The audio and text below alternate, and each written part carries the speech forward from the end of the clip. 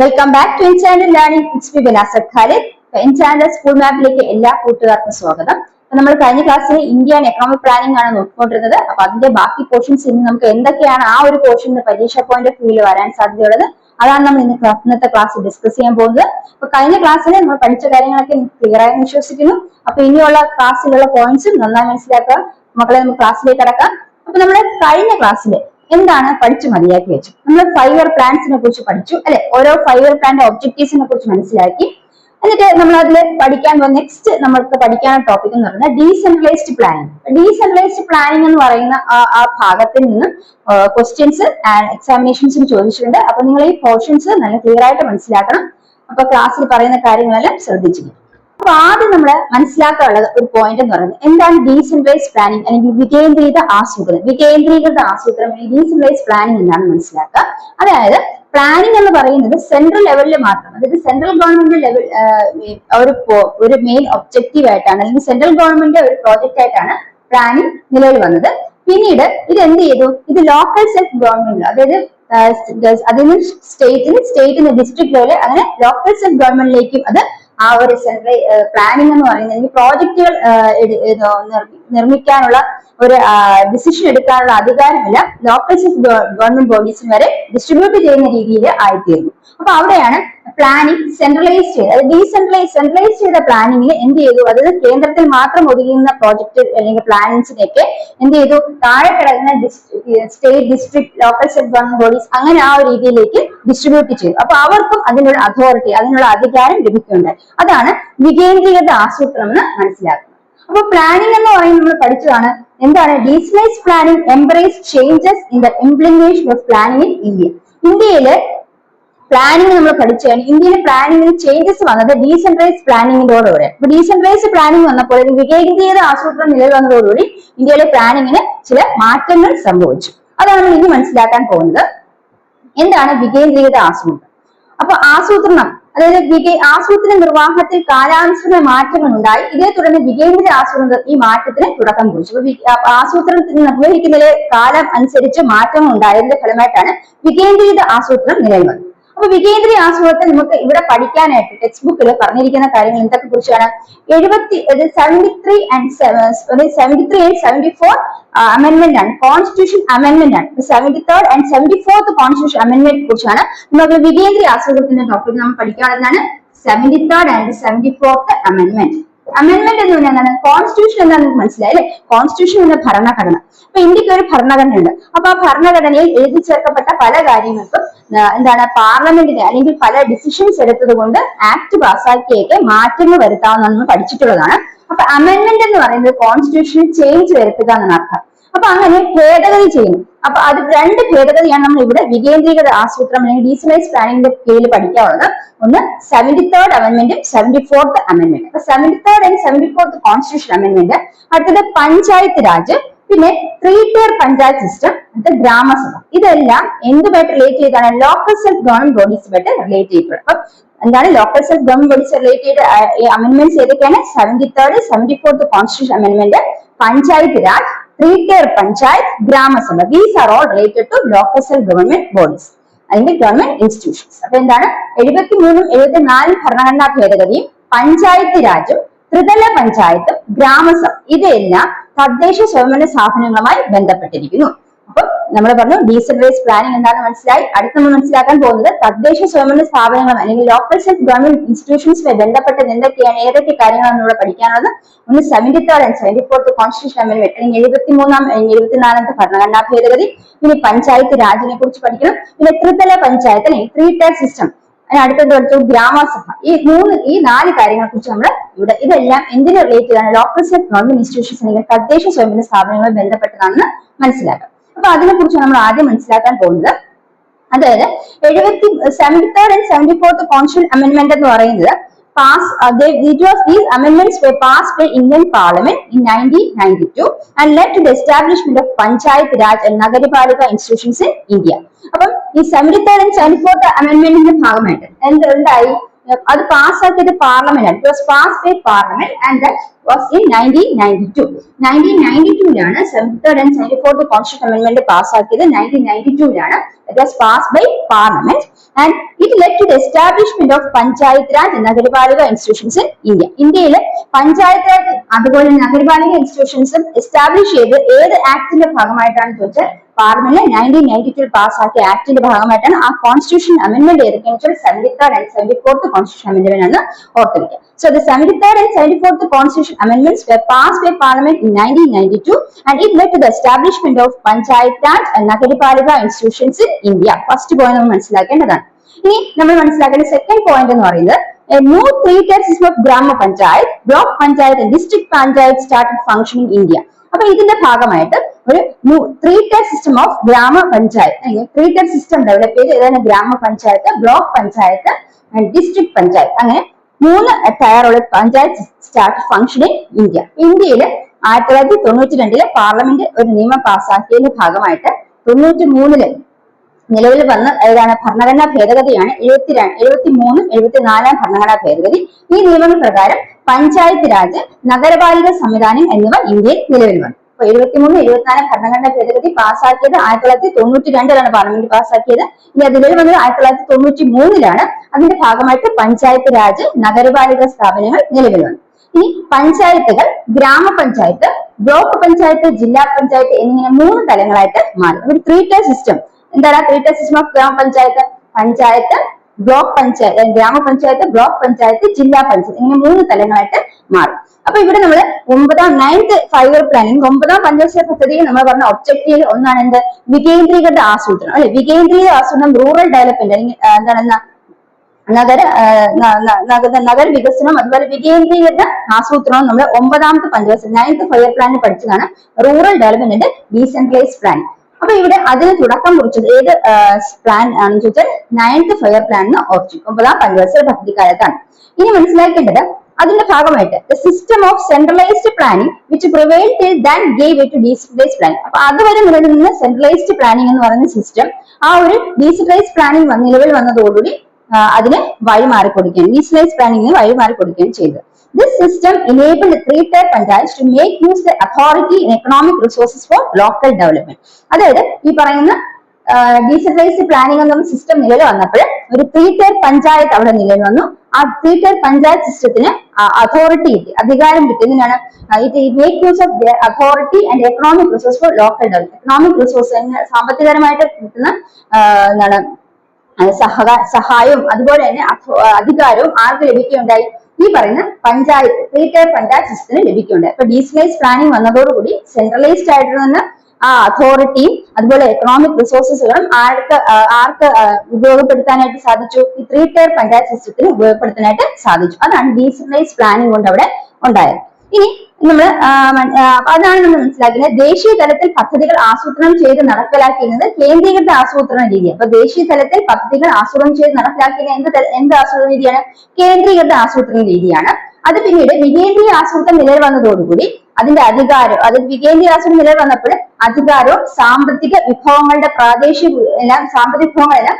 വികസനത്തിന് വിനിയോഗിക്കാനായിട്ടുള്ള ആർക്ക് ലഭിക്കേണ്ട അധികാരവും അതെല്ലാം സാമ്പത്തിക വിഭവങ്ങളൊക്കെ പ്രാദേശിക വികസനം വിനിയോഗിക്കാനായിട്ട് ത്രിതല പഞ്ചായത്തുകൾക്ക് നഗരസഭകൾക്കും സാധിച്ചു. അപ്പം അധികാര വികേന്ദ്രീകരണം നിലവിൽ വന്ന സമയത്ത് എന്ത് സംഭവിച്ചു? അധികാരം അതുപോലെ തന്നെ സാമ്പത്തിക വിഭവങ്ങൾ പ്രാദേശിക വികസനത്തിൽ വിനിയോഗിക്കാൻ പഞ്ചായത്തിനും അതുപോലെ തന്നെ നഗരസഭകൾക്ക് സാധിച്ചു എന്ന് മനസ്സിലാക്കുക. അപ്പൊ അതാണ് ഡീസെൻട്രലൈസ്ഡ് പ്ലാനിങ്ങിനെ കുറിച്ച് മനസ്സിലാക്കുക. ഡീസെൻട്രലൈസ്ഡ് പ്ലാനിംഗ് എന്ന് പറയുന്നത് ആ ഒരു കോൺസ്റ്റിറ്റ്യൂഷൻ അമെന്റ്മെന്റ് ഏതൊക്കെ 73rd and 74th constitution amendment പാസ്സാക്കിയത് പാർലമെന്റ് 1992ലാണ്. And it led to the establishment of panchayat raj and Nagarpalika institutions in India.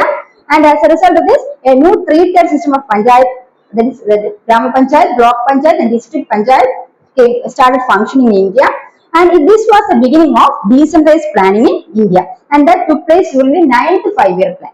Then the system of decentralized planning that is the system of centralized planning which prevailed till then gave way to decentralized planning. And this decentralized planning, that is according to decentralized planning, it is a new system in which the authority and the use of economic resources were made available to local self-government, so the panchayats for local development.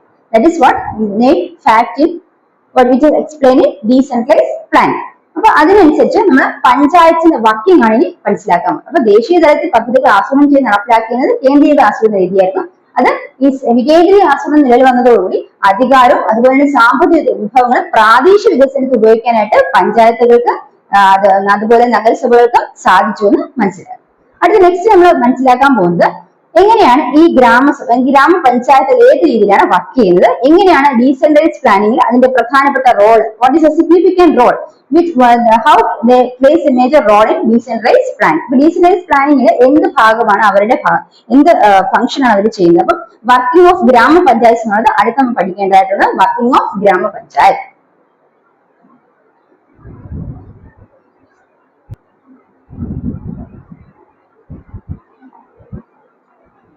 അപ്പൊ മക്കളെ നിങ്ങൾക്ക് decentralised planning എന്താണെന്ന് മനസ്സിലായല്ലോ. അപ്പൊ നമ്മൾ അവിടെയാണ് panchayat 3-tier panchayat സിസ്റ്റത്തിനെ കുറിച്ച് മനസ്സിലാക്കുക. അപ്പൊ 3-tier പഞ്ചായത്ത് സിസ്റ്റം അല്ലെ, പ്രാദേശിക വികസനം സാധ്യമാകണമെങ്കിൽ ത്രിതല പഞ്ചായത്ത് സംവിധാനത്തിലെ ഗ്രാമപഞ്ചായത്ത്, ബ്ലോക്ക് പഞ്ചായത്ത്, ജില്ലാ പഞ്ചായത്ത് എന്നിവയ്ക്ക് പ്രധാന പങ്കുണ്ട്. അപ്പൊ അത് ഇങ്ങനെയാണ് അതിന്റെ ഫംഗ്ഷൻസ്, അതിന്റെ ആ പറയുന്ന ഫംഗ്ഷൻസ് നിർവഹിക്കുന്നത്, അതിന്റെ ധർമ്മം നിർവഹിക്കുന്നത് നമ്മൾ നോക്കാം.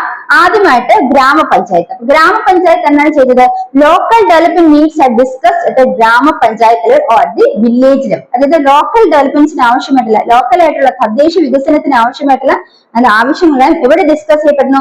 ഗ്രാമപഞ്ചായത്ത് അല്ലെങ്കിൽ വില്ലേജ് ലെവലിൽ ഡിസ്കസ് ചെയ്യപ്പെടുന്നു. So local development needs R discussed at the ഗ്രാമപഞ്ചായത്ത് അറ്റ് വില്ലേജ് ലെവൽ. ഡിസ്കഷൻ നടക്കുന്ന വില്ലേജ് ലെവലിൽ ഗ്രാമപഞ്ചായത്തിനാണ്. ഇനി the demands are compiled and presented in the form of plans. Discussion നടന്നതിന് ശേഷം അവരുടെ ഡിമാൻഡ്സുകളെല്ലാം അതെല്ലാം ഓർഡർ ആക്കി കമ്പയർ ചെയ്ത് പ്രസന്റ് ചെയ്യും. എന്തിന്റെ ഫോമില്? പ്ലാനുകളുടെ ഫോം, പദ്ധതിയുടെ ഫോമില് പ്രസന്റ് ചെയ്യും. So demands are compared and present in the form of plans. അപ്പൊ ഗ്രാമപഞ്ചായത്തുകള് പ്രാദേശിക വികസന ആവശ്യങ്ങൾ വാർഡുകൾ ഗ്രാമസഭകളിൽ ചർച്ച ചെയ്യുന്നു. അപ്പൊ നമ്മൾ പറഞ്ഞാൽ ലോക്കൽ ഡെവലപ്മെന്റ് നീഡ്സ്, അതാണ് പ്രാദേശിക വികസന ആവശ്യങ്ങൾ. ഒരു പ്രദേശത്തെ വികസനത്തിന് ആവശ്യമുള്ള എന്തൊക്കെ കാര്യങ്ങളുണ്ട് എന്ന് ഗ്രാമപഞ്ചായത്ത് അല്ലെങ്കിൽ വില്ലേജ് ലെവലിൽ ഡിസ്കസ് ചെയ്യുന്നു, ഗ്രാമസഭകളിൽ വെച്ച് ചർച്ച ചെയ്യപ്പെടുന്നു. പ്രാദേശിക വികസന ആവശ്യങ്ങൾ വാർഡുതല ഗ്രാമസഭകളിൽ വെച്ച് ചർച്ച ചെയ്യപ്പെടുന്നു. ഇനി ആ ഡിമാൻഡ്സിനെ, ആ ഒരു ആവശ്യങ്ങളെ എന്താണ് കമ്പൈൻ ചെയ്ത് പ്രസന്റ് ചെയ്ത് in the form of plans, പ്ലാൻസിന്റെ ഫോമിലേക്ക് മാറ്റുന്നു. അതായത് ആവശ്യങ്ങളെ ക്രോഡീകരിച്ച് അല്ലെങ്കിൽ അതിനെ കളക്ട് ചെയ്ത് എന്ത് ചെയ്തു? പദ്ധതികളായിട്ട് സമർപ്പിക്കുന്നു. അപ്പൊ ഈ പദ്ധതികളായിട്ട് സമർപ്പിക്കപ്പെടുന്നത് എവിടെയാണ്? ഗ്രാമപഞ്ചായത്തുകളാണ് പദ്ധതികളായിട്ട് സമർപ്പിക്കുന്നതെങ്കിൽ പ്ലാനിന്റെ ഫോമിൽ ആക്കുന്നത് ഗ്രാമപഞ്ചായത്ത്. ഡിസ്കസ് ചെയ്ത് പ്ലാനിന്റെ ഫോമിൽ ആക്കുന്നത് ഗ്രാമപഞ്ചായത്താണ്. അടുത്തത് ബ്ലോക്ക് പഞ്ചായത്തുകളുടെ ജോലി എന്താണ്? ഈ ഗ്രാമപഞ്ചായത്തുകൾ പ്ലാനുകളാക്കുന്ന തയ്യാറാക്കുന്ന പ്ലാനുകള് സബ്മിറ്റ് ചെയ്യുന്നത് എവിടെയാണ്? ബ്ലോക്ക് പഞ്ചായത്തുകളാണ്. So the project submitted by the panchayat are listed and submitted to district panchayat. അപ്പൊ ഈ ബ്ലോക്ക് പഞ്ചായത്തുകൾ കൊടുത്ത പ്രോജക്ട്സ് എവിടെ സബ്മിറ്റ് ചെയ്യപ്പെടുന്നു? ഗ്രാമപഞ്ചായത്തുകൾ കൊടുത്ത പ്രോജക്ട്സ് ബ്ലോക്ക് പഞ്ചായത്തിലേക്ക് സബ്മിറ്റ് ചെയ്യപ്പെടുന്നു. അവിടെ നിന്ന് പ്രിഫറൻസിന്റെ അടിസ്ഥാനത്തിൽ ഡിസ്ട്രിക്ട് പഞ്ചായത്തിലേക്ക് സബ്മിറ്റ് ചെയ്യപ്പെടുന്നു. അപ്പൊ the project submitted by panchayat are listed and submitted to district panchayat on the basis of preference. അതായത് ഗ്രാമപഞ്ചായത്തിൽ നിന്ന് ബ്ലോക്ക് പഞ്ചായത്തിലേക്ക് സബ്മിറ്റ് ചെയ്യപ്പെട്ട ഈ പറയുന്ന പ്രോജക്ട്സുകൾ ലിസ്റ്റ് ചെയ്തിട്ട് submitted the district panchayat on the basis of preference. പ്രിഫറൻസിന്റെ ബേസിസിൽ അല്ലെങ്കിൽ ആ മുൻഗണനയുടെ ബേസിൽ അത് എങ്ങോട്ട് സബ്മിറ്റ് ചെയ്യപ്പെടുന്നു? ഡിസ്ട്രിക്ട് പഞ്ചായത്തിലേക്ക് സബ്മിറ്റ് ചെയ്യപ്പെടുന്നു. അപ്പൊ എന്താണ് ബ്ലോക്ക് പഞ്ചായത്തിൽ എന്താണ് നടക്കുന്നത്? ഈ ഗ്രാമസഭകളിൽ നിന്നും അല്ലെങ്കിൽ ഗ്രാമപഞ്ചായത്തുകളിൽ നിന്നും നമ്മൾ എന്താണ് ഈ ലഭിക്കുന്ന പദ്ധതികൾ, ഗ്രാമപഞ്ചായത്തിന്റെ ഈ പദ്ധതികൾ അത് വിലയിരുത്തി അതിന്റെ മുൻഗണനാ ക്രമത്തിൽ ജില്ലാ തലത്തിലേക്ക് സമർപ്പിക്കുന്നതാണ് എന്ത്? ബ്ലോക്ക് പഞ്ചായത്തുകളുടെ ജോലി. ബ്ലോക്ക് പഞ്ചായത്ത് എന്ത് ചെയ്യുന്നു? ഗ്രാമപഞ്ചായത്തിന്റെ പദ്ധതികൾ വിലയിരുത്തി മുൻഗണനാ ക്രമത്തിൽ എങ്ങോട്ട് സമർപ്പിക്കുന്നു?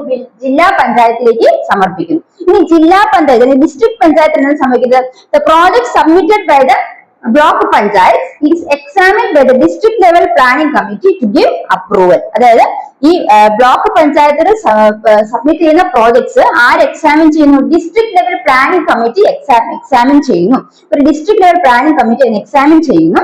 എന്തിനാണ്? അപ്രൂവൽ കൊടുക്കുന്നതിന് വേണ്ടിയിട്ടാണ്. അപ്പൊ ഈ പറയുന്ന ബ്ലോക്ക് പഞ്ചായത്തുകൾ സബ്മിറ്റ് ചെയ്യുന്ന പ്ലാൻസ് പ്രോജക്ട്സ് എക്സാമിൻ ചെയ്യുന്നത് ഡിസ്ട്രിക്ട് ലെവൽ പ്ലാനിംഗ് കമ്മിറ്റിയാണ്. ആർക്ക് സബ്മിറ്റ് ചെയ്യുമ്പോഴാണ്? ഡിസ്ട്രിക്ട് പഞ്ചായത്തിലേക്ക് സബ്മിറ്റ് ചെയ്യുമ്പോൾ അതൊരു ഡിസ്ട്രിക്ട് ലെവൽ പ്ലാനിംഗ് കമ്മിറ്റി എന്ത് ചെയ്യുന്നു? അതിനെ എക്സാമിൻ ചെയ്യുന്നു, എന്നിട്ട് അതിന് അപ്രൂവൽ കൊടുക്കുന്നു. എക്സാമിൻ ചെയ്യുന്നത് ടു ഗിവ് അപ്രൂവൽ ആണ്. then this projects will handed over to the state planning board. അതിനുശേഷം ഈ പ്രോജക്ട്സ് എങ്ങോട്ട് ഹാൻഡ് ഓവർ ചെയ്യുന്നു? സ്റ്റേറ്റ് പ്ലാനിംഗ് ബോഡിയിലേക്ക് ഹാൻഡ് ഓവർ ചെയ്യും. അപ്പൊ ജില്ലാ പഞ്ചായത്തുകളുടെ ജോലി എന്താണ്? ബ്ലോക്ക് പഞ്ചായത്ത് പരിശോധിച്ച പദ്ധതികൾക്ക് ജില്ലാതല പ്ലാനിംഗ് കമ്മിറ്റി അംഗീകാരം നൽകുന്നു. അപ്പൊ ബ്ലോക്ക് പഞ്ചായത്തുകൾ ഈ പദ്ധതി ഡിസ്ട്രിക്ട് പഞ്ചായത്തിലേക്ക് സമർപ്പിക്കുമ്പോൾ അത് എന്താണ്? ഡിസ്ട്രിക്ട് പ്ലാനിംഗ് കമ്മിറ്റി എക്സാമിൻ ചെയ്യുന്നു, എന്താണ്? അപ്രൂവൽ കൊടുക്കുന്നതിന് വേണ്ടിയിട്ട്. അതിനുശേഷം അതൊരു സംസ്ഥാന ആസൂത്രണ ബോർഡിലേക്ക് അയക്കുകയാണ് ചെയ്യുന്നത്. ഇവയെ സംസ്ഥാന ആസൂത്രണ ബോർഡിന് കൈമാറുന്നു. അപ്പൊ അത്രയാണ് നമ്മുടെ പഞ്ചായത്ത് സിസ്റ്റം അല്ലെങ്കിൽ പ്രീ പഞ്ചായത്ത് സിസ്റ്റത്തിന്റെ ഫംഗ്ഷൻ മനസ്സിലാക്കുന്നത്. അപ്പൊ ഇതാണ് വികേന്ദ്രീകൃത ആസൂത്രണം എന്നുകൊണ്ട് നമ്മൾ അർത്ഥമാക്കുന്നത്. അതായത് കേന്ദ്ര തലത്തിലാണ് ആസൂത്രണം നടന്നിരുന്നത്, പിന്നീട് എന്ത് ചെയ്തു? അത് ലോക്കൽ സെൽഫ് ഗവൺമെന്റ് ബോഡീസിലേക്ക് ഡിസ്ട്രിബ്യൂട്ട് ചെയ്യപ്പെട്ടു. അതായത് ആ പറയുന്ന ആസൂത്രണം ഒരു പദ്ധതി രൂപീകരിക്കുന്നതിനും അല്ലെങ്കിൽ ഒരു പ്ലാൻ പ്രോജക്ട് തയ്യാറാക്കാനുള്ള അതോറിറ്റി, അതുപോലെ തന്നെ എന്താണ് അതിന് ഉപയോഗിക്കേണ്ട ഇക്കണോമിക് റിസോഴ്സസ് ഒക്കെ ഉപയോഗിക്കപ്പെടും ഡയറക്റ്റ് ആയിട്ട് ഉപയോഗിക്കാൻ ആർക്ക് അധികാരം കൊടുത്തു?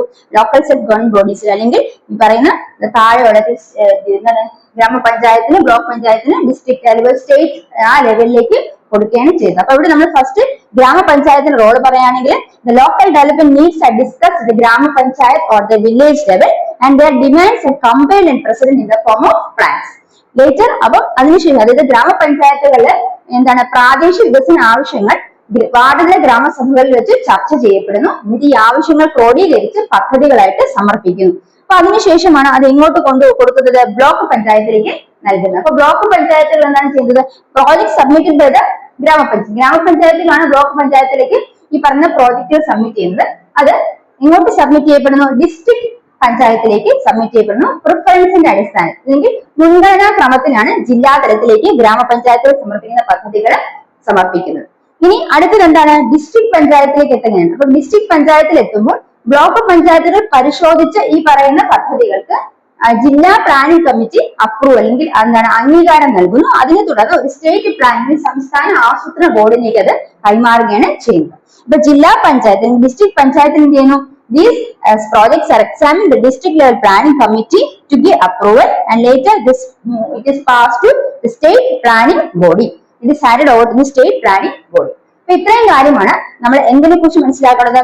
Three tier system of panchayat. ഈ പഞ്ചായത്ത് ത്രീ ടയർ സിസ്റ്റത്തിൽ എങ്ങനെയാണ് അവിടെ റീജിയണലൈസ് പ്ലാനിംഗ് അല്ലെങ്കിൽ അതിന്റെ റോൾ എങ്ങനെയാണ് നമ്മൾ ഈ പോർഷൻസിൽ ക്ലിയർ ആയത് വെക്കാനുള്ളത്. അപ്പൊ നമ്മൾ ഇനി ഈ പോർഷനിൽ ഈ ഒരു ചാപ്റ്ററിൽ നമുക്ക് ഏറ്റവും മനസ്സിലാക്കേണ്ട ടോപ്പിക്കിലായിട്ട് കടക്കുന്ന മക്കളെ അതാണ് നീതി ആയോഗ്. അപ്പൊ നീതി ആയോഗിനെ കുറിച്ച് നമ്മൾ നന്നായി മനസ്സിലാക്കിയിരിക്കണം. അപ്പൊ നീതി ആയോഗം അതിന്റെ ബന്ധപ്പെട്ട കാര്യങ്ങൾ നമുക്ക് അടുത്ത ഈ ക്ലാസ്സിൽ നോക്കാം. അപ്പൊ മക്കളെ നമുക്ക് ഈ നീതി ആയോഗിനെ കുറിച്ച് മനസ്സിലാക്കാം. ഇത് വളരെ ഇമ്പോർട്ടന്റ് ആണ് ഈ ചാപ്റ്ററിൽ. എന്താണ് നീതി ആയോഗ് നോക്കാം.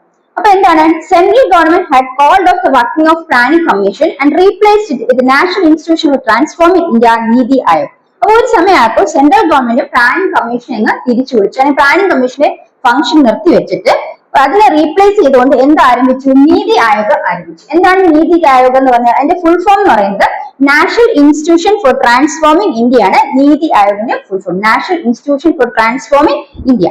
ഈ നീതി ആയോഗ് നിലവിൽ വന്നു. അപ്പൊ ഇന്ത്യയെ ട്രാൻസ്ഫോം ചെയ്ത് ഇന്ത്യക്ക് ഒരു മാറ്റം വരുത്തുന്നതിന് വേണ്ടിയിട്ട് ഉള്ള ഒരു നാഷണൽ ഇൻസ്റ്റിറ്റ്യൂഷൻ എന്ന പേരിലാണ് അറിയപ്പെടുന്നത്. അപ്പൊ ഇത് പ്ലാനിംഗ് കമ്മീഷന് പകരം നിലവിൽ വന്നതാണ്. എന്താണ്? National institution for transforming India. ഇത് എന്നാണ് എസ്റ്റാബ്ലിഷ് ചെയ്തിട്ട് 1st January 2014 ആണ് ഇത് ഫംഗ്ഷൻ സ്റ്റാർട്ട് ചെയ്തത്. ഇത് came into being on 1st January 2015. അപ്പൊ എന്താണ്? നാഷണൽ പ്ലാനിംഗ് കമ്മീഷന് പകരമായിട്ട് നിലവന്ന ഇതാണ് അതാണ് നീതി ആയോഗ്. കേന്ദ്ര ഗവൺമെന്റ് ആസൂത്രണ കമ്മീഷന്റെ പ്രവർത്തനം അവസാനിപ്പിക്കുകയും നീതി ആയോഗിന്റെ സംവിധാനം നിലവിൽ വരികയും ചെയ്തു. അത് എന്നാണ്? 2015 January 1 നീതി ആയോഗ് നിലവിൽ വന്നത്. അതിന്റെ ഫുൾ ഫോം എന്ന് പറയുന്നത് national institution for transforming India. അതാണ് നീതി ആയോഗ്. ഇനി അതിന് പ്രധാനപ്പെട്ട അതിനൊരു സ്ട്രക്ചർ ഉണ്ട് അല്ലെ. നീതി ആയോഗിൽ ആരൊക്കെയാണ് പ്രധാന? പ്ലാനിംഗ് കമ്മീഷന്റെ ചെയർമാൻ ഉണ്ട്, പ്രൈം മിനിസ്റ്റർ ആണ് ചെയർമാൻ എന്നൊക്കെ പഠിച്ചതുപോലെ നീതി ആയോഗിൽ എന്തുണ്ട്? ഒരു ചെയർമാൻ ഉണ്ട്. ആ നീതി ആയോഗിന്റെ ചെയർമാൻ എന്ന് പറയുന്നത് ഇന്ത്യയുടെ പ്രൈം മിനിസ്റ്റർ ആയിരിക്കും. അപ്പൊ chairman of Nidhi Aayog is the Prime Minister of India.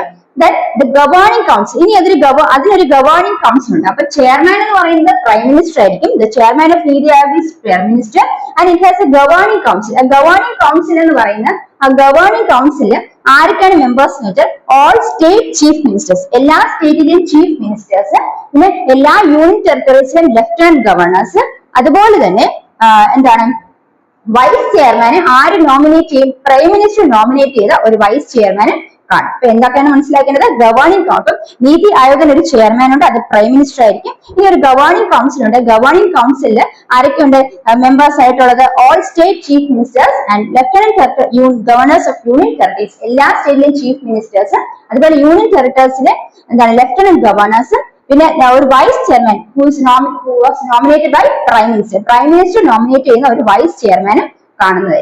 അപ്പൊ ഇത്രയാണ് അതിന് മെമ്പേഴ്സ് എന്ന് പറയുന്നത്. അപ്പൊ ഇതിലൊരു ഭരണസമിതി ഉണ്ട്, അതിന്റെ പ്രധാനപ്പെട്ട ചെയർമാൻ, അത് നീതി ആയോഗിന്റെ ചെയർമാൻ അല്ലെങ്കിൽ അധ്യക്ഷൻ എന്നറിയപ്പെടുന്ന പ്രധാനമന്ത്രിയാണ്. ഇനി അതിന്റെ ഘടന പറയുകയാണെങ്കിൽ, സ്ട്രക്ചർ പറയുകയാണെങ്കിൽ, നീതി ആയോഗിന്റെ അധ്യക്ഷൻ അല്ലെങ്കിൽ ചെയർമാൻ എന്ന് പറയുന്നത് പ്രധാനമന്ത്രിയാണ്. ഇനി അതിനെന്തൊരു എന്താണ് ഭരണസമിതിയുണ്ട്, ഗവേണിംഗ് കൗൺസിൽ എങ്കിൽ ഭരണസമിതിയുണ്ട്. ആ ഭരണസമിതി ആരൊക്കെ ഉൾപ്പെടുന്ന വെച്ചാൽ എല്ലാ സംസ്ഥാനങ്ങളിലെയും മുഖ്യമന്ത്രിമാർ അല്ലെങ്കിൽ എല്ലാ മുഖ്യമന്ത്രിമാരും, ഈ കേന്ദ്രഭരണ പ്രദേശങ്ങളിലെ ഗവർണർ, ലഫ്റ്റനന്റ് ഗവർണർമാരും, ഇനി അതോടൊപ്പം തന്നെ പ്രധാനമന്ത്രി നിയോഗിക്കുന്ന ഒരു ഉപാധ്യക്ഷനുമാണ് ഇതിലെ അംഗങ്ങൾ. അല്ലെങ്കിൽ ഗവേണിംഗ് കൗൺസിലിന്റെ ഭരണസമിതിയിൽ ഉൾപ്പെടുന്ന ആരൊക്കെയാണ്? എല്ലാ സംസ്ഥാനങ്ങളുടെയും മുഖ്യമന്ത്രിമാർ, അതുപോലെ കേന്ദ്രഭരണ പ്രദേശങ്ങളിലെ ലഫ്റ്റനന്റ് ഗവർണർമാർ, പിന്നെ വൈസ് ചെയർമാനെ ആര് നിയമിക്കുന്നു? പ്രധാനമന്ത്രി നിയമിക്കുന്ന ഒരു വൈസ് ചെയർമാൻ ഉണ്ടാകും. ഇവരെല്ലാം സ്ഥിര അംഗങ്ങളാണ്, എന്താണ് പെർമനന്റ് മെമ്പേഴ്സ് ആണ്. ഇനി ഇവരോടൊപ്പം തന്നെ ചില കുറച്ച് പാർട്ട് ടൈം മെമ്പേഴ്സ്, അതായത് ഫുൾ ടൈം അല്ല പാർട്ട് ടൈം അംഗങ്ങളും കൂടെ ഉണ്ട്. അപ്പൊ അത് എത്ര ആൾക്കാരാണ്? 2 പാർട്ട് ടൈം അംഗങ്ങള്, പിന്നെ 4 അനൗദ്യോഗിക അംഗങ്ങള്, ചീഫ് എക്സിക്യൂട്ടീവ് ഓഫീസർ എന്നിവ ഉൾപ്പെടുന്നു. അപ്പൊ ഈ പറഞ്ഞ മെമ്പേഴ്സ് എന്ന് പറയുന്നതെല്ലാം പെർമനന്റ് മെമ്പേഴ്സ് ആണ്. ഇനി ടെമ്പററി മെമ്പേഴ്സ്, അതായത് താൽക്കാലികമായിട്ടുള്ള ആൾക്കാരാണ്. അവരെന്ന് പറയുന്നത് ആരെങ്കിലും ഫുൾ ആയിട്ട് അവര് ഫുൾ ആയിട്ട് അതിൽ ഫങ്ഷൻ ചെയ്യുന്നില്ല, അല്ലെങ്കിൽ അവരുടെ അവരുടെ പ്രസൻസ് അവിടെ ഇല്ല. അപ്പൊ അത്തരത്തിലുള്ള മെമ്പേഴ്സ് ആയിരിക്കണം. 2 പാർട്ട് ടൈം മെമ്പേഴ്സ് ഉണ്ട്, പിന്നെ 4 എക്സ് ഒഫീഷ്യോ മെമ്പേഴ്സ് ഉണ്ട്, ഒരു ചീഫ് എക്സിക്യൂട്ടീവ് ഓഫീസർ ഉണ്ട്. അപ്പം ഇതില് in addition the full members, ഈ ഫുൾ മെമ്പേഴ്സിനോടൊപ്പം തന്നെ 2 പാർട്ട് ടൈം മെമ്പേഴ്സ് ഉണ്ട്, പിന്നെ 4 എക്സ് ഒഫീഷ്യോ മെമ്പേഴ്സ് ഉണ്ട്, ഒരു ചീഫ് എക്സിക്യൂട്ടീവ് ഓഫീസർ ഉണ്ട്. അപ്പം 2 പാർട്ട് ടൈം മെമ്പേഴ്സ്, പിന്നെ അതുപോലെ തന്നെ 4 ex officio members and chief executive officer. ഇനി നമ്മൾ മനസ്സിലാക്കേണ്ടത്, ഈ ടെമ്പററി മെമ്പേഴ്സ് എന്ന് പറയുന്നത് they are elected from the universities and research institutions. അപ്പൊ ലീഡിംഗ് യൂണിവേഴ്സിറ്റീസിലും റിസർച്ച് ഇൻസ്റ്റിറ്റ്യൂഷനിലും പ്രവർത്തിക്കുന്ന ആൾക്കാരെയാണ് ഇവിടെ നമ്മൾ ടെമ്പററി മെമ്പേഴ്സ് ആയിട്ട് ഇലക്ട് ചെയ്യുന്നത്. അപ്പൊ നമ്മൾ മനസ്സിലാക്കാനുള്ളത്, ഈ പറയുന്ന നേരത്തെ പറഞ്ഞ ആൾക്കാരെല്ലാം സ്ഥിരാംഗങ്ങളാണ്. ഈ പറയുന്നവരെല്ലാം സ്ഥിരമായിട്ട് അവിടെ പ്രവർത്തിക്കുന്ന ആൾക്കാരല്ല. അതായത് 2 പാർട്ട് ടൈം അംഗങ്ങള്, 4 അനൗദ്യോഗിക അംഗങ്ങള്, പിന്നെ ചീഫ് എക്സിക്യൂട്ടീവ് ഓഫീസർ. അപ്പൊ എന്താണ്? 2 part time members, 4 X official members അല്ലെ, 4 അനൗദ്യോഗിക അംഗങ്ങൾ, പിന്നെ ഒരു ചീഫ് എക്സിക്യൂട്ടീവ് ഓഫീസർ ഇതിൽപ്പെടും. അതുപോലെ തന്നെ ഈ ടെമ്പററി മെമ്പേഴ്സ് എന്ന് പറയുന്നത് പ്രധാന സർവകലാശാലകളും ഗവേഷണ സ്ഥാപനങ്ങളും ഉള്ളവരായിരിക്കും. ലീഡിംഗ് യൂണിവേഴ്സിറ്റി റിസർച്ച് ഇൻസ്റ്റിറ്റ്യൂഷൻസും സെലക്ട് ചെയ്ത ആൾക്കാരായിരിക്കും ടെമ്പററി മെമ്പേഴ്സ് ആയിട്ട് തിരഞ്ഞെടുക്കുന്നത്. ഇനി ഈ നമ്മൾ പറഞ്ഞു 4 എക്സ് ഒഫീഷ്യൽ മെമ്പേഴ്സ് ഉണ്ട്, അല്ലെങ്കിൽ 4 അനൗദ്യോഗിക അംഗങ്ങൾ ഉണ്ടെന്ന് പറഞ്ഞു. ഈ 4 അനൗദ്യോഗിക അംഗങ്ങൾ എന്ന് പറയുന്നത് പ്രധാനമന്ത്രി നിയമിക്കുന്ന 4 കേന്ദ്രമന്ത്രിമാരാണെന്ന് ഓർത്തു വയ്ക്കുക. ഓക്കെ, പ്രധാനമന്ത്രി 4 കേന്ദ്രമന്ത്രിമാർ അല്ലെങ്കിൽ 4 ക്യാബിനറ്റ് മിനിസ്റ്റേഴ്സിനെയാണ് എക്സ് ഒഫീഷ്യൽ മെമ്പേഴ്സ് ആയിട്ട് അപ്പോയിന്റ് ചെയ്യുന്നത്. പ്രധാനമന്ത്രി, the prime minister appoints or deputes 4 cabinet ministers as the ex officio members of Niti Aayog. The chief executive officer ഉണ്ട്. ഈ ചീഫ് എക്സിക്യൂട്ടീവ് ഓഫീസറെ appointed by the prime minister. Chief executive officer നിയമിക്കുന്ന ആരാണ്? പ്രധാനമന്ത്രിയാണ് ഓർത്തു വെക്കുക. അപ്പൊ നീതി ആയോഗ് എന്ന് പറയുന്നത് എന്താണ്? കേന്ദ്ര ഗവൺമെന്റ് ആസൂത്രണ കമ്മീഷൻ പ്രവർത്തനം അവസാനിപ്പിച്ചതിന്റെ ഭാഗമായിട്ടാണ് നീതി ആയോഗ് നിലവിൽ. NITI Aayog came to be after replacing National Commission of India, that is 1st January 2015. And what is the full form of Niti Aayog? National Institution for Transforming India. And what is the structure of Niti Aayog? Niti Aayog structure പറയാണെങ്കിൽ, who is the chairman of Niti Aayog? Prime Minister is the chairman of Niti Aayog. പ്രധാനമന്ത്രിയാണ് അധ്യക്ഷൻ. ഇനി it has a governing council. അതിനൊരു ഭരണ സമിതി ഉണ്ട്, governing council ഉണ്ട്. ആ ഗവേണിംഗ് കൗൺസിൽ ആരൊക്കെയുണ്ട്? എല്ലാ സ്റ്റേറ്റ്സിന്റെയും, എല്ലാ സംസ്ഥാനങ്ങളുടെയും മുഖ്യമന്ത്രിമാര്, അതുപോലെ തന്നെ കേന്ദ്രഭരണ പ്രദേശങ്ങളിലെ ലഫ്റ്റനന്റ് ഗവർണേഴ്സ് അല്ലെ, സ്റ്റേറ്റിന്റെ ചീഫ് മിനിസ്റ്റർ, എല്ലാ സ്റ്റേറ്റിലെ ചീഫ് മിനിസ്റ്റേഴ്സ്, അതുപോലെ തന്നെ കേന്ദ്രഭരണ പ്രദേശങ്ങളിൽ യൂണിയൻ ടെറിട്ടറീസ് ലഫ്റ്റനന്റ് ഗവർണേഴ്സ്, അതുപോലെ തന്നെ പ്രധാനമന്ത്രി അപ്പോയിന്റ് ചെയ്യുന്ന ഒരു വൈസ് ചെയർമാനും കാണും. So vice chairman appointed by ഉപാധ്യക്ഷൻ, പ്രധാനമന്ത്രി നിയമിക്കുന്ന ഒരു ഉപാധ്യക്ഷൻ, വൈസ് ചെയർമാൻ കാണും. ഈ പറയുന്ന മെമ്പേഴ്സ് എല്ലാം these are all permanent members. ഇനി പറയുന്ന മെമ്പേഴ്സ് എല്ലാം ടെമ്പററി മെമ്പേഴ്സ് ആണ്. ഇപ്പൊ ടെമ്പററി മെമ്പേഴ്സ് എന്ന് പറയുമ്പോൾ 2 പാർട്ട് ടൈം മെമ്പേഴ്സ് ഉണ്ട്, 4 എക്സ് ഒഫീഷ്യൽ മെമ്പേഴ്സ് ഉണ്ട്, അതായത് 4 അനൗദ്യോഗിക അംഗങ്ങൾ. ഇനി അതുപോലെ ഒരു ചീഫ് എക്സിക്യൂട്ടീവ് ഓഫീസർ ഉണ്ട്, അത് മനസ്സിലാക്കാം. ഇനി ഈ പറയുന്ന ടെമ്പററി മെമ്പേഴ്സ് എന്ന് പറയുന്നത് they may be working in leading universities and research institutions. അതായത് പ്രമുഖ സർവകലാശാലയും ഗവേഷണ സ്ഥാപനങ്ങളിൽ ഉള്ള ആളുകളായിരിക്കും താൽക്കാലികമായിട്ട് നിയമിക്കുക. ഇനി പ്രധാനമന്ത്രി നിയമിക്കുന്ന ആൾക്കാരാണ് ഈ അനൗദ്യോഗിക അംഗങ്ങൾ. 4 അനൗദ്യോഗിക അംഗങ്ങൾ അല്ലെങ്കിൽ എക്സ് ഒഫീഷ്യൽ മെമ്പേഴ്സ് എന്ന് പറയുന്ന പ്രധാനമന്ത്രി ഡെപ്യൂട്ടി ചെയ്യുന്ന അല്ലെങ്കിൽ പ്രധാനമന്ത്രി നിയോഗിക്കുന്ന 4 ക്യാബിനറ്റ് കേന്ദ്രമന്ത്രി അല്ലെങ്കിൽ ക്യാബിനറ്റ് മിനിസ്റ്റേഴ്സ് ആണ് ഓർത്തിരിക്കുന്നത്. പ്രധാനമന്ത്രി നിയമിക്കുന്ന 4 കേന്ദ്രമന്ത്രിമാരാണ് അനൗദ്യോഗിക അംഗങ്ങളായിട്ടുള്ളത്. അല്ലെങ്കിൽ എന്താണ് 4 ex officio members are deputed, that is the 4 cabinet ministers are deputed by prime minister as ex officio members of Niti Aayog. ഇനി മനസ്സിലാക്കേണ്ടത് ചീഫ് എക്സിക്യൂട്ടീവ് ഓഫീസർ അല്ലെ. Chief executive officer is also appointed by prime minister. Prime minister ആണെങ്കിൽ പ്രധാനമന്ത്രിയാണ് chief executive ഓഫീസറിനെ നിയമിക്കുന്നത്. അപ്പൊ ഇത്രയാണ് നീതി ആയോഗിന്റെ structure. ഇതിന് ക്ലിയർ ആണെന്ന് വിശ്വസിക്കും മക്കളെ. പിന്നെ നമുക്ക് നീതി ആയോഗിന്റെ എയിംസ് ലക്ഷ്യങ്ങളിലൂടെ നോക്കാം.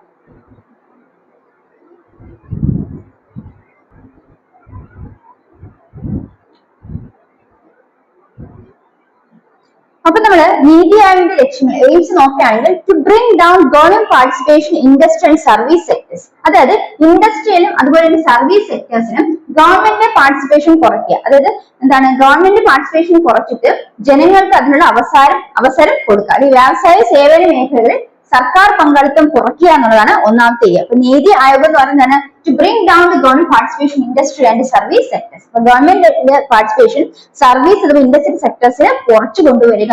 എന്നിട്ട് വ്യവസായ സേവന മേഖലകളിൽ ഗവൺമെന്റ് സർക്കാർ പങ്കാളിത്തം കുറയ്ക്കുക എന്നുള്ളതാണ് ഒന്നാമത്തെ ലക്ഷ്യം എന്ന് ഓർത്തുവയ്ക്കുക. അതായത് സാധാരണ ജനങ്ങൾക്ക് അതിനുള്ള അവസരം കൊടുക്കുക. രണ്ടാമത് to improve agriculture production by using mixed farming. അതായത് അഗ്രികൾച്ചർ പ്രൊഡക്ഷൻ അതായത് എന്താണ് കാർഷിക മേഖലയിലെ ഉന്നതി ഉണ്ടാക്കുക. അത് എങ്ങനെയാണ്?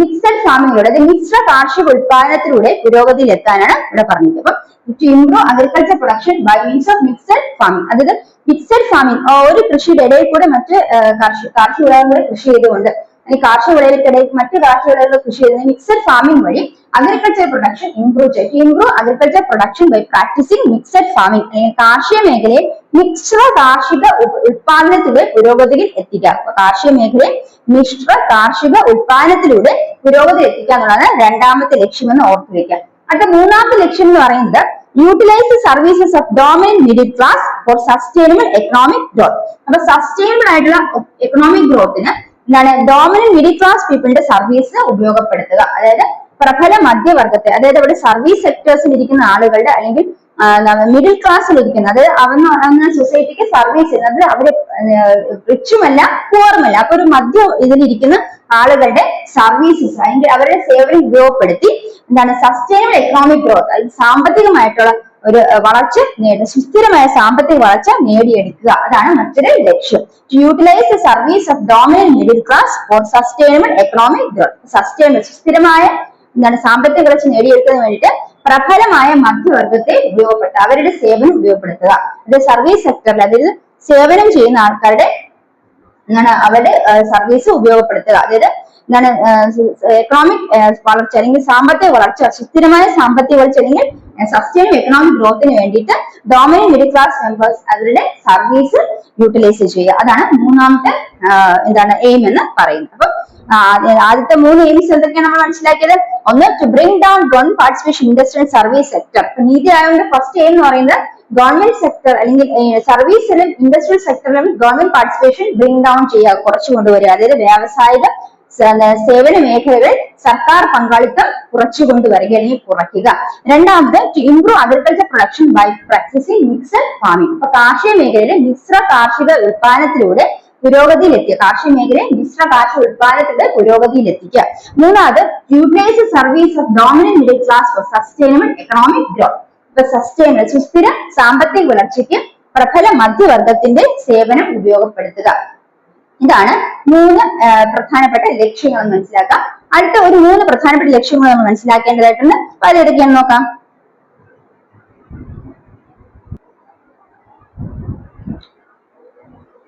അപ്പൊ ഇവിടെ നോക്കി മക്കളെ, അടുത്ത 3 എയിംസ് നോക്കിയേ. To make use of service of non resident Indians for economic and technological growth. അതായത് ഇന്ത്യക്ക് പുറത്തുള്ള അല്ലെങ്കിൽ പ്രവാസികളായ ഇന്ത്യക്കാരുടെ എന്താണ് സർവീസ് സേവനം ഉപയോഗപ്പെടുത്തുക. എന്തിനാണ്? Four economic and technological growth. അത് സാമ്പത്തിക പുരോഗതിക്കും അതുപോലെ തന്നെ എന്താണ് ടെക്നോളജിക്കലി അതായത് എന്താണ് നമ്മൾ എന്താണ് സാങ്കേതിക വിദ്യയെ പ്രയോജനപ്പെടുത്തുന്നതിന് വേണ്ടിയിട്ട് ആരുടെ സേവനം ഉപയോഗപ്പെടുത്തണം? നോൺ റെസിഡന്റ് ഇന്ത്യൻസിന്റെ, അതായത് പ്രവാസികളായ ഇന്ത്യക്കാരുടെ സേവനങ്ങൾ ഉപയോഗപ്പെടുത്തുക. അപ്പൊ പ്രവാസി ഇന്ത്യക്കാരുടെ സേവനങ്ങൾ എന്തിനു ഉപയോഗപ്പെടുത്തുന്നു? സാമ്പത്തിക സാങ്കേതിക മേഖലയിൽ വളർച്ച പുരോഗതി അല്ലെങ്കിൽ വളർച്ച ഉണ്ടാകുന്നതിന് വേണ്ടിയിട്ട്. അപ്പൊ പ്രവാസി ഇന്ത്യക്കാരുടെ സേവനം സാമ്പത്തിക സാങ്കേതിക വളർച്ചയ്ക്ക് ഉപയുക്തമാക്കുക. എന്താണ്?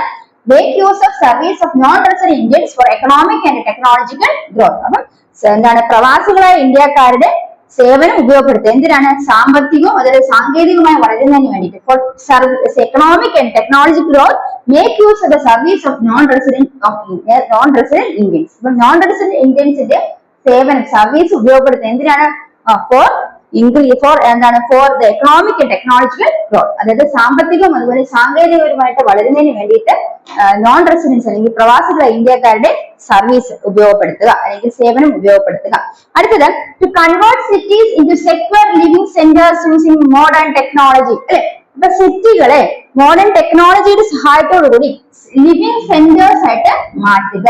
അതെന്താണ്? ആധുനിക സാങ്കേതിക വിദ്യകളുടെ സഹായത്തോടു കൂടി നഗരങ്ങളെ സുരക്ഷിത ആവാസ കേന്ദ്രങ്ങളാക്കി മാറ്റുക. അത് ഒരു പ്രധാനപ്പെട്ട എന്താണ് നീതിയായ മറ്റൊരു എയിമാണെന്ന് മനസ്സിലാക്കുക. എന്താണ്? ടു കൺവേർട്ട് സിറ്റീസിനെ എന്തായിട്ട് മാറ്റണം? സെക്യൂർ ലിവിംഗ് സെന്റേഴ്സ് ആയിട്ട് മാറ്റണം. ഏത് ഉപയോഗിച്ചുകൊണ്ട്? മോഡേൺ ടെക്നോളജി ഉപയോഗിച്ചുകൊണ്ട്. അപ്പൊ ആധുനിക സാങ്കേതിക വിദ്യയുടെ സഹായത്തോടു കൂടി നഗരങ്ങളെ സുരക്ഷിത ആവാസ കേന്ദ്രങ്ങളാക്കി മാറ്റുക എന്നുള്ളത് മറ്റൊരു നീതി ആയോഗിന്റെ ലക്ഷ്യമായിട്ട് ഓർത്തുവെക്കാം. അടുത്ത എന്താണ് മനസ്സിലാക്കാൻ മക്കളെ? to equip the nation to face global transformation and market forces. ഇപ്പൊ നേഷനെ അല്ലെങ്കിൽ നമ്മുടെ രാജ്യത്തെ എന്താണ് ആഗോളമായ മാറ്റങ്ങളെ ഫേസ് ചെയ്യണം, അതിനെ നേരിടാനും അതുപോലെ തന്നെ വിപണി ശക്തികളെ മാർക്കറ്റ് ഫോഴ്സുകളെ നേരിടുന്നതിനും പ്രാപ്തമാക്കുക എന്നുള്ളതാണ് നീതി ആയോഗിന്റെ മറ്റൊരു എയിം എന്ന് മനസ്സിലാക്കുക. ടു എക്വിപ്പ് ദ നേഷനെ എക്വിപ്പ് ചെയ്യുക. നേഷൻ എന്താണ്? അത് നേരിടാനായിട്ട് രാജ്യത്തെ പ്രാപ്തമാക്കുക. എന്തിനാണ്? ഗ്ലോബൽ ട്രാൻസ്ഫോർമേഷൻ, ആഗോളതലത്തിൽ എന്തൊക്കെ മാറ്റങ്ങൾ സംഭവിക്കുന്നുണ്ടെങ്കിൽ മാർക്കറ്റിൽ എന്താണ് എന്തൊക്കെ മാറ്റങ്ങൾ ഉണ്ടാകുന്നു അതനുസരിച്ച് നേഷന് അതുമായിട്ട് പൊരുത്തപ്പെട്ടു പോകുന്നു. എനിക്ക് അത് ഫേസ് ചെയ്യാൻ വേണ്ടിയിട്ട് നേഷനെ എന്ത് ചെയ്യുക? എക്വിപ്പ് ചെയ്യുക, അതിന്റെ പ്രാപ്തരാക്കുക എന്നുള്ളതാണ് നീതിയായിട്ട് മറ്റൊരു എയിമായിട്ട് മനസ്സിലാക്കുക. So equip the nation to face global transformation and market force. അപ്പൊ വേൾഡ് നടക്കുന്ന ചേഞ്ചസ് അനുസരിച്ച്, മാർക്കറ്റിൽ ഉണ്ടാകുന്ന ചേഞ്ചസ് അനുസരിച്ച് അതിനനുസരിച്ച് അത് പൊരുത്തപ്പെട്ട് എന്താണ് എക്കണോമിക് ഗ്രോത്ത് അറ്റൈൻ ചെയ്യാൻ വേണ്ടിയിട്ട് നേഷനെ സഹായിക്കുന്നതിന് വേണ്ടിയിട്ടുമാണ് നീതി ആയോഗ് വന്നിരിക്കുന്നത്. അപ്പൊ നീതി ആയോഗിന്റെ മറ്റ് 3 എയിംസ് എന്തൊക്കെയാണ്? To make use of service of non resident Indians for economic and technological growth. രണ്ടാമത് to convert cities into secure living centres using modern technology. And last one to equip the nation to face global transformation and market forces. അതായത് പ്രവാസി ഇന്ത്യക്കാരുടെ സേവനം സാമ്പത്തിക സാങ്കേതിക വളർച്ച ഉപയോഗിച്ച് ഉപയുക്തമാക്കുക. അത് പ്രവാസി ഇന്ത്യക്കാരുടെ സേവനം എന്തിനാണ് ഉപയോഗപ്പെടുത്തേണ്ടത്? സാമ്പത്തികവും സാങ്കേതികവും വളർച്ചയ്ക്ക് വേണ്ടി ഉപയോഗപ്പെടുത്തുക. അതുപോലെ തന്നെ ആധുനിക സാങ്കേതിക വിദ്യയുടെ സഹായത്തോടു കൂടി നഗരങ്ങളെ സുരക്ഷിത ആവാസ കേന്ദ്രങ്ങളാക്കി മാറ്റുക. അതോടൊപ്പം തന്നെ ആഗോളമായ മാറ്റങ്ങളെ വിപണി ശക്തികളെയും ഇടപെടലിൽ നിന്ന് നേരിടുന്നതിന് വേണ്ടിയിട്ട് രാജ്യത്തെ സജ്ജമാക്കുക. ഇത്രയുമാണ് നമ്മുടെ നീതി ആയോഗിന്റെ ലക്ഷ്യങ്ങളായിട്ട് അല്ലെങ്കിൽ എയിംസ് ഓഫ് നീതി ആയോഗ് എന്ന് പറഞ്ഞ പോയിന്റിൽ പഠിക്കാനായിട്ടുള്ളത്. അപ്പം നമ്മൾ ഈ ചാപ്റ്റർ ഇതോടുകൂടി തീരുകയാണ്. അപ്പൊ നമ്മൾ ഇവിടെ പ്രധാനമായിട്ട് മനസ്സിലാക്കേണ്ടത്, അതായത് ആനുവൽ എക്സാമിനേഷനിലൊക്കെ നമ്മൾ ചോദിച്ചിട്ടുള്ള ക്വസ്റ്റ്യൻസ് ആണ്. ഏതൊക്കെ? ഡീസെൻട്രലൈസ് പ്ലാനിങ്ങിനെ കുറിച്ച് ചോദിച്ചിട്ടുണ്ട്, അതുപോലെ തന്നെ നീതി ആയോഗിനെ കുറിച്ചും ചോദിച്ചിട്ടുണ്ട്. അപ്പൊ explain the what are first നമ്മൾ ചോദിച്ചിരിക്കുന്ന ക്വസ്റ്റ്യൻ എന്താണ്? Right any 3 objectives of economic planning in India. അത് ആനുവൽ എക്സാമിനേഷൻ ചോദിച്ചിട്ടുള്ള ചോദ്യമാണ്, അതുകൊണ്ട് നിങ്ങൾ തീർച്ചയായിട്ടും ഇത് പഠിച്ചിരിക്കണം.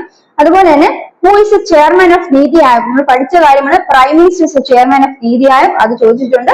ഇനി നമുക്ക് അപ്പൊ നീതി ആയോഗിന്റെ സ്ട്രക്ചർ പഠിക്കുക എന്നുള്ളത് ഒരു ഇമ്പോർട്ടന്റ് ആയിട്ടുള്ള കാര്യമാണ്. അടുത്ത നമ്മൾ നെക്സ്റ്റ് ചോദിച്ചിരിക്കുന്നത് എന്താണ്? Three-tyre system of panchayat achieving local development. Local development പഞ്ചായത്തിന്റെ ത്രീ-ടയർ സിസ്റ്റം എങ്ങനെയാണ് ഫംഗ്ഷൻ ചെയ്യുന്നത്? അത് ഇമ്പോർട്ടന്റ് ആണ്, അതും ആനുവൽ എക്സാമിനേഷൻ ചോദിച്ചിട്ടുണ്ട്. അപ്പൊ ഡീസെൻട്രലൈസ് പ്ലാനിങ്ങിനെ കുറിച്ച് നമ്മൾ മനസ്സിലാക്കിയിരിക്കണം. അതുപോലെ തന്നെ എന്താണ് ഗ്രീൻ റെവല്യൂഷൻ? എന്താണ് ഗ്രീൻ റെവല്യൂഷൻ? ആ ഗ്രീൻ റെവല്യൂഷന്റെ സമയത്ത് ഇന്ത്യയിലെ അഗ്രികൾച്ചർ സെക്ടറിൽ ഉണ്ടായിരുന്ന മാറ്റങ്ങൾ, എന്തൊക്കെ ചേഞ്ചസ് ആണ് ഉണ്ടായിരുന്നത് മനസ്സിലാക്കി വെച്ചേക്കാം.